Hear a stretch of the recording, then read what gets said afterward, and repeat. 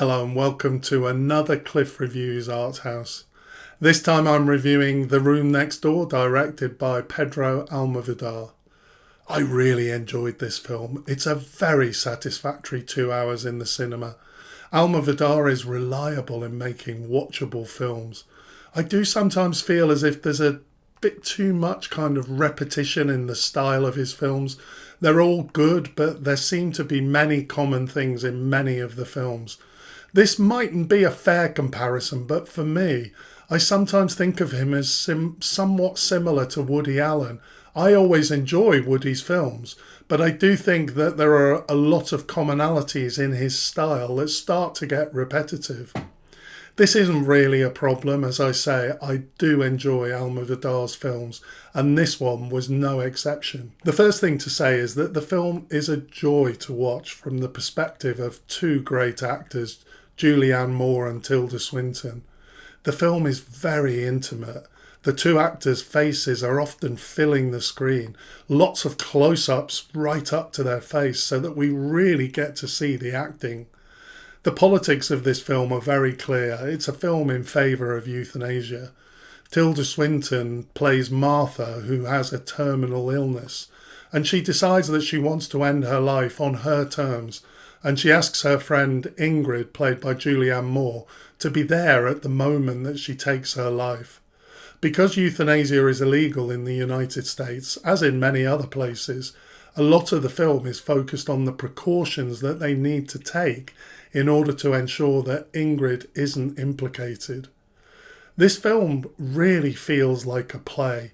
It's pretty much all dialogue based, and it's pretty much focused on the conversation between Martha and Ingrid as they negotiate this process together. As I said, I really enjoyed the acting, but it did have the feeling of a stage play, particularly with Tilda Swinton.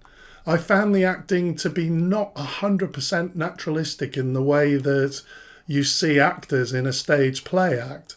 She is a great actor, but I did notice that she was acting. I think it is possible that some people might find this film a little turgid, particularly as it's not subtle, but I did find that the film took me on an interesting journey. One thing which I didn't think worked in the film is the character of John Turturro.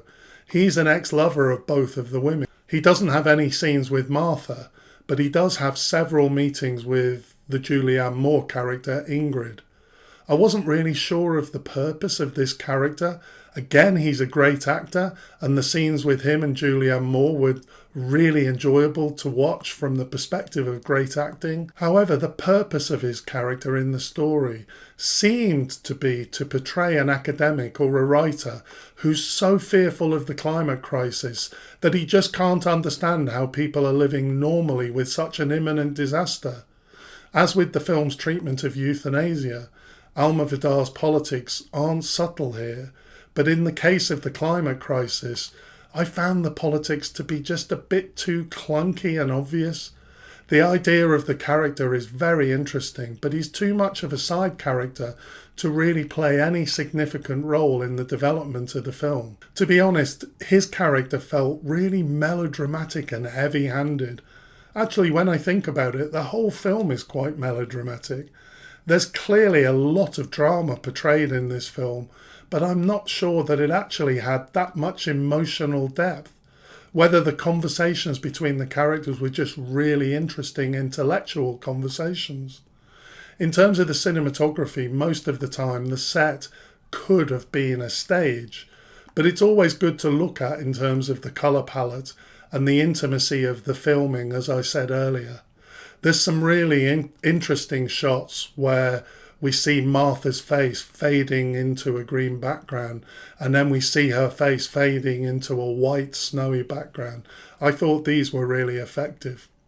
In terms of the film's treatment of the arguments around euthanasia, I did find it interesting. We know that Almovódar is in favour of euthanasia being made illegal, so it feels to me as if I was supposed to feel some compassion and some warmth towards Martha in making this decision. But at times it felt like Martha was being quite selfish in terms of what she was asking of Ingrid. It became clear that this was turning into quite a traumatic experience for Ingrid. I'm not sure what Almovódar wanted me to feel about this, as this seemed to raise some ambiguities about the way Martha was actually going about this. Perhaps this was the point.